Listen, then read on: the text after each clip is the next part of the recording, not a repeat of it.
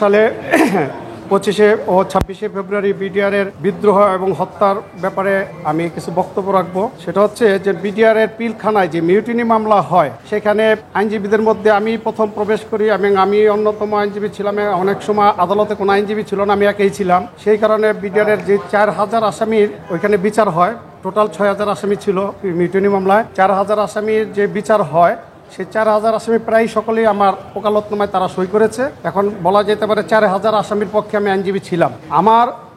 আমার একটা লক্ষ্য উদ্দেশ্য ছিল, আমি এই বিগত 15 বছরে আমি এগুলো বলতে পারিনি বিভিন্ন কারণে। আমার এই সরকার পতনের আগ পর্যন্ত আমার আরএসও বা বিভিন্ন গোয়েন্দা সংস্থা প্রত্যেকদিন বা একদিন দুদিন পর পর আমার বর্ষকালে কল দিত। আমি ভাষা চেঞ্জ করেছি এই 16 বছরে 34 বার, এবং আমি ভয়ে এবং ভীত থাকতাম এবং কোনো কাজ করতে পারতাম না, কোথাও কোনো কিছু করতে পারতাম না। যাই হোক, আমি যে কারণে যে উদ্দেশ্যে গেছি সেটা হচ্ছে যে প্রকৃত ঘটনা জানা, বিডিআরের প্রকৃত ঘটনা কি ছিল জানা। এখানে আপনারা জানেন, সাবেক সেনাপ্রধান মইনুল আহমেদ যে বক্তব্য দিয়েছে, আমি তার পুরোপুরি বিরোধিতা করি। কারণ মইনুল আহমেদ যদি সেই সময় ইচ্ছা করতেন, আমি বিডিআর সৈনিকদের মুখে যেটি শুনছি সেটা হচ্ছে যে, একটু বিস্তারিত বলি, সেটা হচ্ছে যে 2008 সাল থেকে এটা পরিকল্পনা ছিল। 2008 সালের পরিকল্পনা। এখানে তারা এটা ঘটানোর জন্য বহুবার চেষ্টা করছে, বিদ্রোহ ঘটানোর জন্য কিছু লোক। এবং দেখবেন 2009-এর 16 ফেব্রুয়ারি থেকে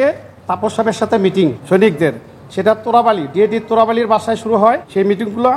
এই মিটিংগুলো গোয়েন্দা সংস্থা থেকে সে কি জানে নেই, এনএসআই থেকে জানে নেই, ডিজিএফআই থেকে সে জানে নেই। তারপরে বিডিআরের একটা গোয়েন্দা সংস্থা আছে আরএসইউ, তারাও সেগুলো কি তাদের জানায় নেই।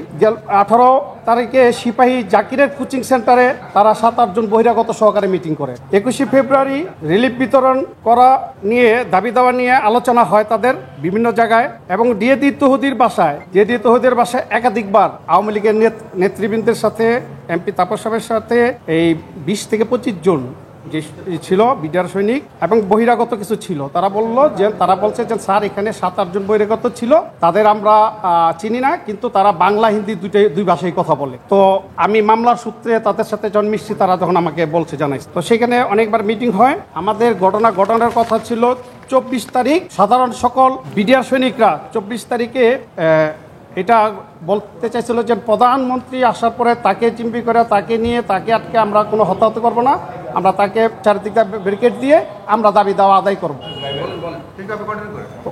সাধারণ আইনজীবীরা এটা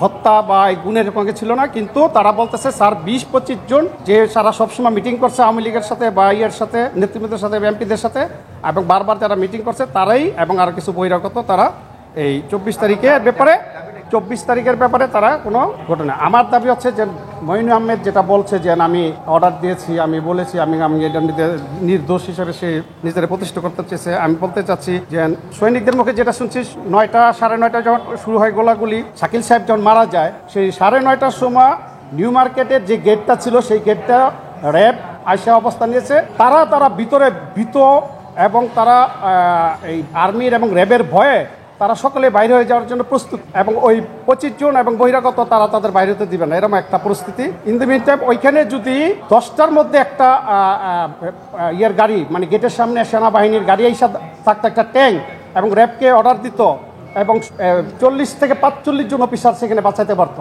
এবং এত মেসাকরা হয় না, কোনো গোলাগুলিও লাগলো, শুধু একটা গাড়ি আসলে ওইখানে তারা বলতেছে স্যার যদি আসতো আমরা সবাই পলাই যেতাম, আমরা পলাই গেলে এই খুনিরাও পলাই যেত। তো ওই মুহূর্তে আবার ওই 25 জনটা বলতেছে উপরের মহলে, সরকারের সবার সাথে, সেনাবাহিনীর উপরের মহল আমাদের লোক, আমাদের সাথে তাদের কথা হয়েছে, তারা এখানে কেউ সৈনিক পাঠাবে না, কিছু পাঠাবে না, আপনার আমাদের সাথে আসেন, নাহলে আপনাদের গুলি করো। আমার দাবি হচ্ছে যে সাবেক সেনাপ্রধান যে বক্তব্য দিয়েছে তার বক্তব্য সঠিক নয়, এবং তিনি চেষ্টা করলে, এবং সরকার চেষ্টা করলে এইসব আমাদের দেশপ্রেমিক সেনাবাহিনীর অফিসারদেরকে বাঁচাইতে পারতেন।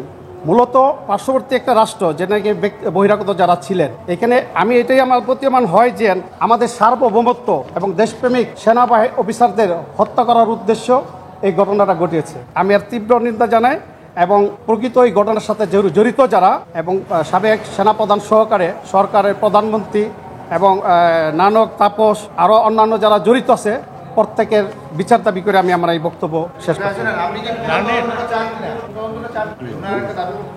পূর্ণ তদন্ত অথবা সম্পূরক ওই মামলা রাইখা সম্পূরক একটা তদন্ত দিতে পারে বহিরাগত মামলা তো অস্টপ রাইখা পূর্ণ তদন্ত দিলে আসামিগুলো ভিতরে আছে, অনেক দিন থাকতেছে, অনেকে নির্দোষ আছে। এখানে সকলেই দোষী এমন না, নির্দোষ আছে, যারা হত্যাকারী তাদের বিচার হোক, কিন্তু কিছু নির্দোষ আসামি আছে আমি জানি। ওইখানেও আমি আদালত চলাকালে বুঝতে পারছি এবং আদালত বুঝতে পারছে, মানে যে বিডিআর আদালত ছিল। জি, নানক তাপস মিডলম্যান, এটা হচ্ছে বিডিআরদের সৈনিকদের মুখের কথা, আমাকে যেটা বলছে সৈনিকদের মুখের কথা। না লার্নেড মইনি আমাদের বক্তব্যটা স্টিল সামাজিক যোগাযোগ মাধ্যমে আছে। আপনি অ্যাজ এ লার্নেড পারসন আপনি কি এটা কোর্টের নজরে আনবেন কিংবা এই ধরনের কিছু আছে? আমি যেহেতু বিডিআর মেজরিটি পার্সেন্ট বিডিআর আইনজীবী ছিলাম, তাদের মুখে তো অনেক শুনছি, আমি জানি, এখন আমি অনেক নোটও করে রাখছিলাম। এই জন্য আমি এটা বলতে চাচ্ছি যে তাদের বাস্য যেন আমরা ভীত সবস্থ ছিলাম। আমরা যদি একটা গাড়ি আসতো আমরা চলে যেতাম। আমার কথা হলো উনি যদি পদক্ষেপ নিতেন, আশা করি 40 থেকে 45 জন অফিসার বাঁচাতে পারতেন।